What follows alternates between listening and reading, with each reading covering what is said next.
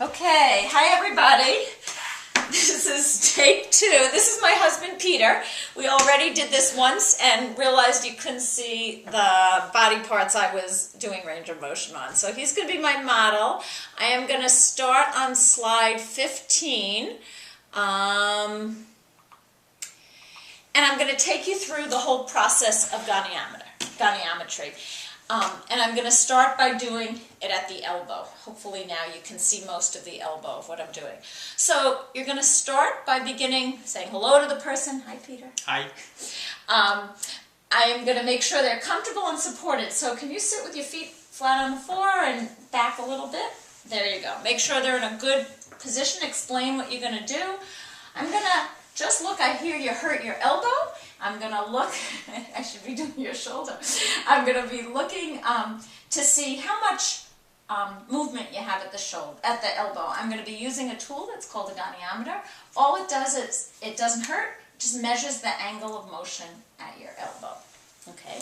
Then I want to put this away for a minute because I'm not going to use it. I'm going to first look at the joint. I'm going to look to see if there's any scar tissue, any redness, any swelling. I'm looking all around. See if it's tender to the touch. Does that hurt? Any pain while it's sitting there? Great. Then, before I do anything there, I'm going to look at the other arm and I'm going to say, can you bring this hand, if you turn it palm up, can you bring it up to your shoulder? Great. And can you straighten it all the way and bring it up? No problem? No pain? Okay. So that's going to be my norm. That's what I'm going to be comparing it to. Then, still before I take this goniometer, I'm going to look and see how much motion he has here. I'm going to stabilize proximally, so the shoulder joint. I'm going to ask you to start with your hand like that. And can you straighten your arm all the way down? No. Okay.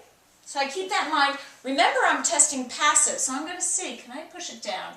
And I'm not going to push like this because he could be like wincing and I'm not looking. I'm pushing, but I'm saying, does that hurt? And I'm watching. Okay. Then I'm going to say, can you bring your hand up to your shoulder? Great model here. I'm going to see if I can go any further. Let me know if it hurts. And it doesn't, but I can't go much further. And I'm going to lower his arm. And I'm going to say, great. Now we're going to do it using this tool. So we're going to go to the next slide. And we start by starting the start position of the goniometer. Elbow flexion moves on a sagittal plane through a frontal axis. So the goniometer isn't going to be like this. The arms of the goniometer move on a sagittal plane with a frontal axis. But before I even do that, I'm going to back up 1 minute because I forgot to start by explaining the goniometer to you. This is my take 2 and I'm out of a sequence a little. So let me just explain the 3 parts of the goniometer. There's an axis, there's a stationary or proximal arm, and that's the one that has the protractor. And then there's a movable arm. That's a large one. Same with a small one. There's an axis. There's a stationary or proximal arm that has the protractor. And then there's a movable arm. Okay. Back to our client. I'm going to take the goniometer.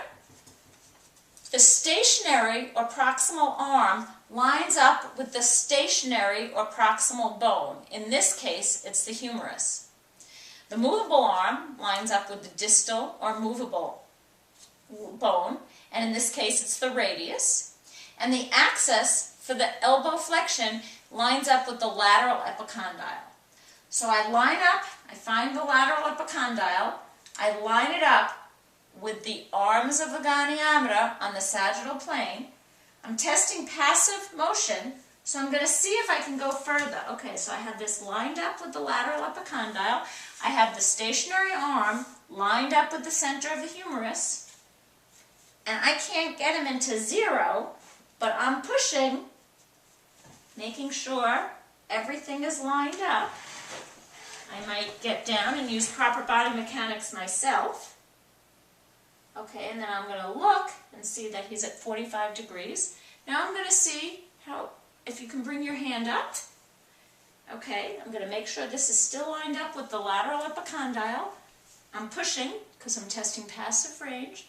Am I hurting you at all? No. Okay, great. And 122 degrees. what did I say it was before? 45. 45, and I lower his arm. So his range of motion is 45 degrees to 122 degrees. He has better memory than me right now. So I would report that or document it as 45 to 122 degrees of elbow flexion extension. I'm going to go through that process one more time. So I'm going to have you slide forward. We're going to do this for using this, whoa. Come closer a little bit, because I want your forearm supported on the table. So now I'm going to test, I'm going to actually walk to the back and just make sure that we can see this on the video, because last time we couldn't. Yeah, great. Okay. And I'm going to use the small goniometer. The axis for this goes at the capitate, which is at the base of the third metacarpal. Remember, there's that divot, and the capitate's there. So I'm going to start with the hand in neutral. I'm going to say, I hear you hurt your wrist a little bit. Mm-hmm. How's it feeling? It's okay now. It's okay. I'm going to just measure the motion in your wrist using this tool. It's a goniometer. Just measures the angle of the movement. I'm going to first check. There's no redness or scarring. Can you turn your hand over? No, you didn't break it or anything. It doesn't look like you ever had surgery there. No. Is it painful to the touch? No. Okay. So put your other hand on the table, and let's see how you do on this hand. Can you move it this way and that way and the other way? Great. And do that again. And then come towards here. Great. Okay. Let's see how you do on this one. Can you do it so that you move your whole wrist towards your other hand? Okay, I'm going to see if I can move a little bit further. So I might move his hand off the table, because sometimes just the table's too much friction, or put it on something that's slippery, a piece of silk, so that that's not limiting it. I'm going to go a little bit further.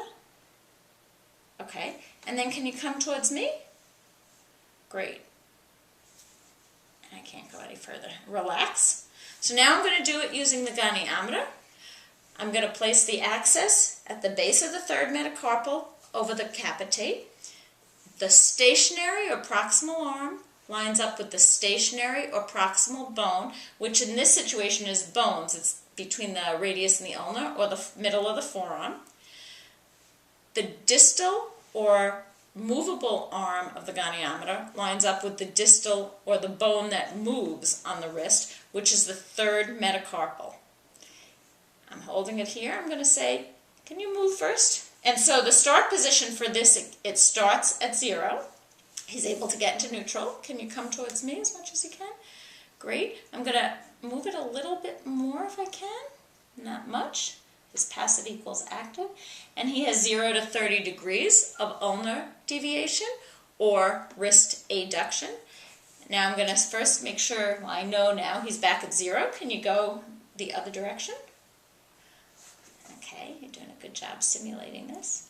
I'm going to push a little bit more, and I'm watching his face, not just here. I can't go any further. It doesn't look like it hurts, and he has, relax, that was 0 to 10 degrees of radial deviation.